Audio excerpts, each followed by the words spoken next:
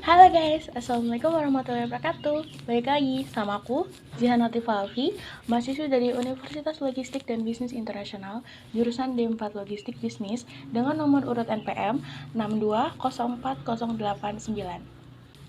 Yang terhormat kepada Bapak Dr. Agus Purnomo, MT CMILT, dan juga seluruh teman-temanku yang melihat video ini, terima kasih yang sudah menonton.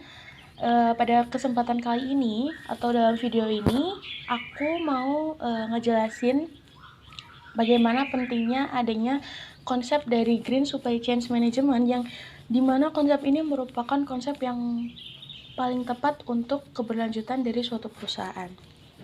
Tapi sebelumnya teman-teman juga harus tahu kan apa sih manajemen supply chain itu. Jadi guys, sebelumnya kalian juga harus tahu dong apa maksud dari supply chain management.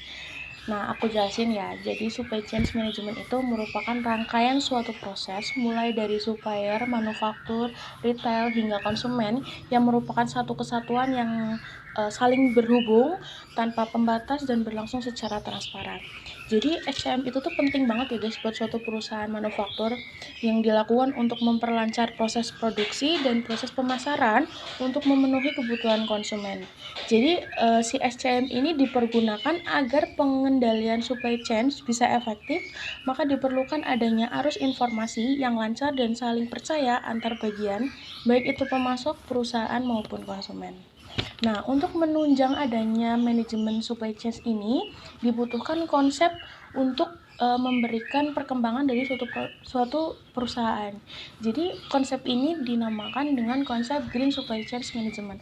Apa sih Green Supply Chain Management? Nah, jadi Green Supply Chain Management itu pengintegrasian antara supply chain management dengan manajemen lingkungan yang tujuannya untuk meminimalisir dampak lingkungan. Jadi GSCM ini yang tujuannya untuk menjaga lingkungan dari dampak negatif gitu ya guys. Nah, dengan Green GSCM ini juga memiliki praktik-praktik yang harus dilakukan oleh suatu perusahaan.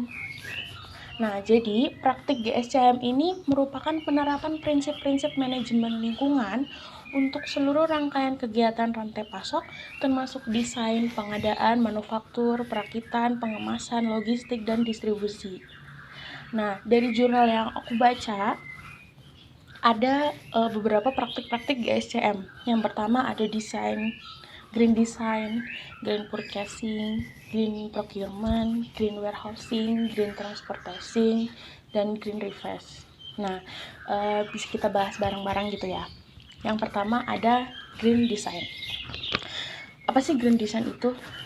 Jadi green design itu merupakan konsep desain yang ramah lingkungan, yang memperkenalkan perancangan yang ramah lingkungan, serta efisiensi dan efektivitas penggunaan energi, serta sumber daya yang digunakan. Jadi dengan adanya konsep ini, perancangan arsitektur yang mampu meminimalisir berbagai pengaruh serta elemen dasar yang dapat membahayakan lingkungan. Jadi dengan adanya Green design ini diharapkan dapat menghemat energi, meminimalisir biaya perawatan, dan juga lebih nyaman dan sehat untuk perusahaan itu sendiri. Ada green purchasing. Green purchasing ini kebijakan pembeli untuk produksi yang tidak merusak lingkungan, selain juga mampu meningkatkan produk, proses, dan sifat ramah lingkungan. Jadi dari sebuah perusahaan ini dapat membeli teknologi yang cocok dan hemat biaya serta bahan yang ramah lingkungan gitu. Selanjutnya, green procurement. Jadi, green procurement seperti yang udah aku bahas di video sebelumnya, pengadaan produk atau jasa yang dapat meminimalisir adanya limbah dan memberikan dampak lingkungan yang positif. Dengan tujuan dari procurement untuk mengurangi dampak lingkungan, sosial, dan ekonomi yang merugikan dari produk jasa yang dibeli sepanjang masa pakainya. Jadi di mana pengadaan-pengadaan ini dilakukan dengan tujuan utamanya adalah untuk memberikan dampak yang positif bagi perusahaan. Selanjutnya ada green warehousing, dan di video sebelumnya juga aku udah ngejelasin apa sih green warehousingnya harus bagaimana, dan green warehousing itu memberikan dampak yang bagaimana bagi perusahaan. Jadi green warehousing ini uh, pergudangan yang ramah lingkungan yang memiliki potensi besar untuk pengembangan perusahaan. Jadi dengan adanya gudang ramah lingkungan ini yang bertujuan untuk mengurangi dampak lingkungan dengan praktik-praktik green warehousing seperti gudang otomatis, gudang ramping, dan juga bangunan yang ramah lingkungan. Jadi penggunaan warehousing yang green ini contohnya bisa menggunakan bangunan yang dapat menggunakan cahaya matahari, kan jadi lebih irit gitu. Terus juga mungkin seperti green warehousing itu menggunakan teknologi-teknologi yang mungkin yang konsepnya itu ramah lingkungan gitu. Terus yang selanjutnya itu ada green transporting, di mana green transporting ini merupakan pendekatan yang digunakan untuk menciptakan transportasi yang sedikit atau mungkin bahkan tidak menghasilkan dampak yang negatif gitu. Jadi dengan adanya green transportasi ini sangat berpengaruh bagi kehidupan kita, terutama pada lingkungan udara yang kita hirup. Jadi dengan adanya green transportasi sangat membantu kita ya untuk menjaga lingkungan udara agar tetap bersih, fresh, dan tanpa adanya polusi atau debu. Jadi kan biasanya kan transportasi sekarang itu kan banyak yang menggunakan bahan bakar yang menghasilkan polusi atau asap-asap gitu. Jadi kan dapat mengganggu lah. Dengan adanya green transportasi ini yang dapat membantu mengurangi atau mencegah adanya polusi-polusi tersebut. Yang terakhir ada green reverse, di mana green reverse ini untuk meminimalkan limbah yang dapat mencapai pembangunan berkelanjutan. Jadi aktivitas dari green reverse logistik ini dapat dilakukan dengan dua aspek.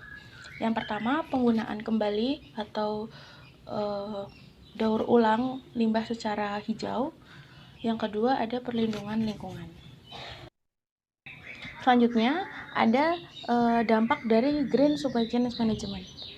Apa sih dampak dari green supply chain management? Yang pertama itu untuk meningkatkan keunggulan kompetitif. Jadi, dengan adanya praktik dari green supply chain management dapat memberikan keunggulan kompetitif bagi pemangku kepentingan bisnis. Jadi, zaman sekarang itu kan banyak banget ya konsumen-konsumen yang cari produk-produk yang ramah lingkungan dan mereka juga peduli dengan lingkungan.